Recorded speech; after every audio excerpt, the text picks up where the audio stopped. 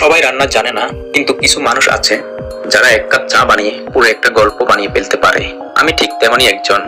এই চা শুধু দুধ আর চিনি দিয়ে না, এই চায়ের ভেতরে আছে অনুভূতি, দুই একটা গোলমরিচ যেন জীবনের বাস, দুই একটা লবঙ্গ, পুরনো স্মৃতির গন্ধ, কয়েকটা এলাচ মন ভালো করার সুগন্ধ, এক টুকরো আদা কষ্টের মধ্যে শক্ত থাকার সাহস, আর একটু লেমন গ্রাস যা মনকে বলে শান্ত হও, ধীরে চলো। চিনি দেই স্বাদ মতো, কারণ জীবনও সবকিছু বেশি হলে ভালো না। চা পাতা দেই মেপে, কারণ বেশি কথা বললেই যেন সম্পর্ক নষ্ট হয়, তেমনি চা পাতা বেশি স্বাদ নষ্ট হয়।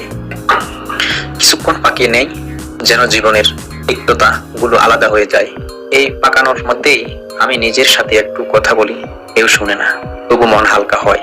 এই চা খেলে সবাই বলে, ভাই চাটা আলাদা। হ্যাঁ, এই চা আলাদা, কারণ এতে শুধু মশলা না, মিশে আছে একজন মানুষের নীরব গল্প। এক কাপ চা আর একটু শান্তি, এর বেশি কি আর দরকার? প্রথম চুমুকটাই নেওয়ার সময় আমি সবসময় একটু থেমে যাই, কারণ এই মুহূর্তটাই বলে দেয় আজকের দিনটা কেমন যাবে।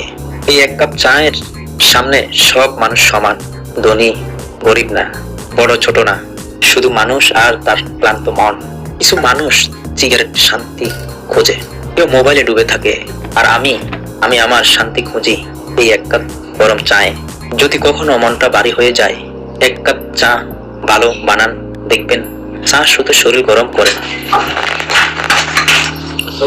মনটাকেও একটু বাঁচিয়ে তোলে।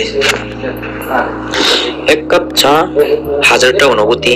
চা বানানো আমার অভ্যাস না, এটা আমার থেরাপি। চায়ের দোয়ার ভেসে যাক সব ক্লান্তি।